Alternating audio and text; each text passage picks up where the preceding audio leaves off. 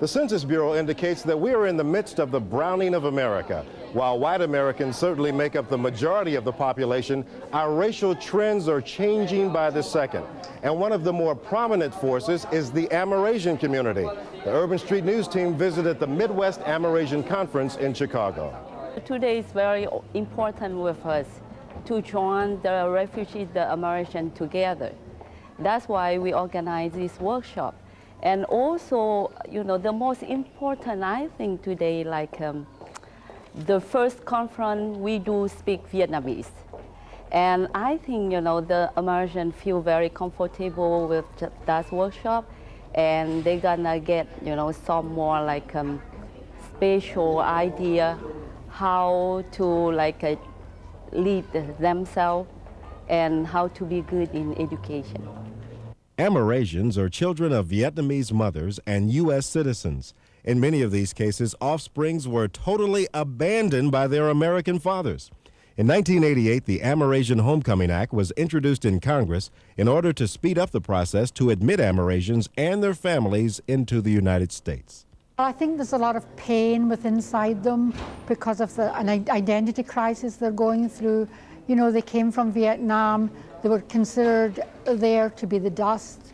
They've come to the United States, and some of them are still not sure of their identity. I think they expected to come here and think they could become Americans, and they've discovered that really a lot of inside of them is Vietnamese.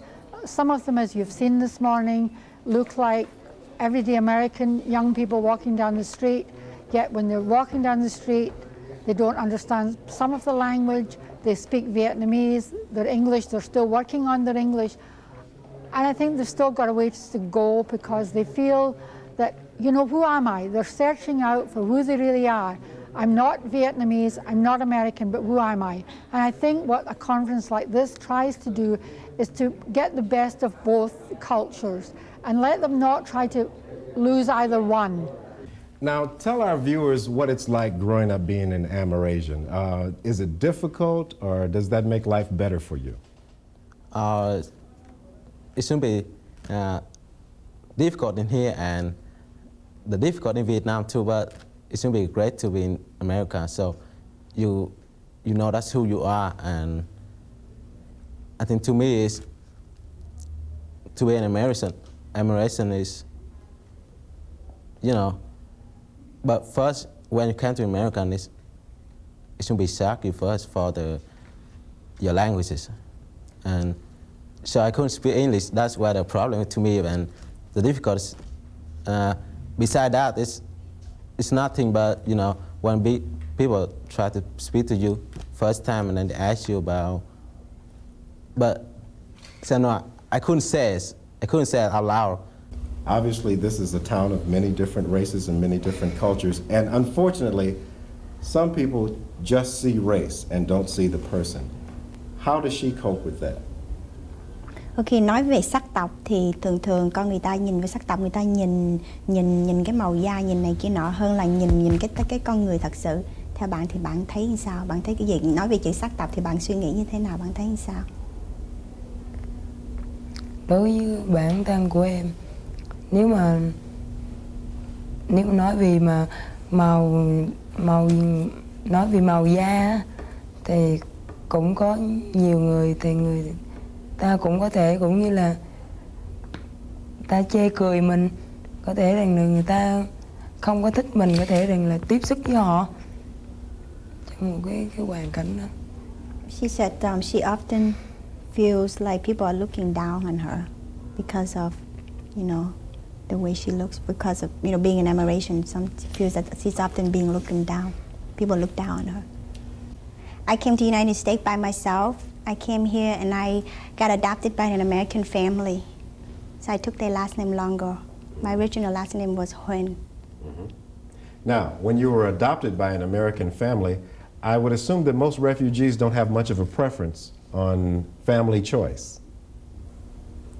When I came here, since I came by myself, therefore the government already picked their family for me.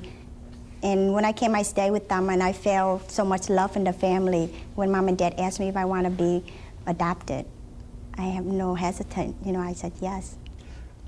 Tell us about what you go through when it comes time to change your name. You said your initial name was Wynn, and you changed it to Longo. Was that difficult, or was that something that was a pleasurable activity for you? It's a mixed feeling. I don't. It Do you wasn't. feel like you're losing part of your identity when you change your name when coming to America?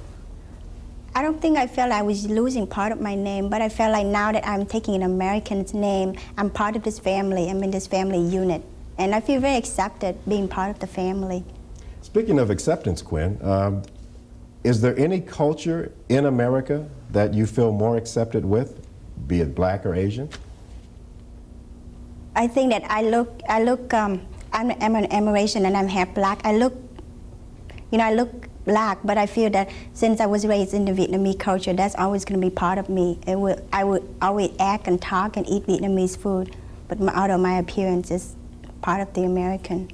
While division and occasional tensions between various racial and ethnic groups certainly continue to occur, perhaps we can all look with hope toward the future that it will be today's children, regardless of race, who will ensure a world of harmony.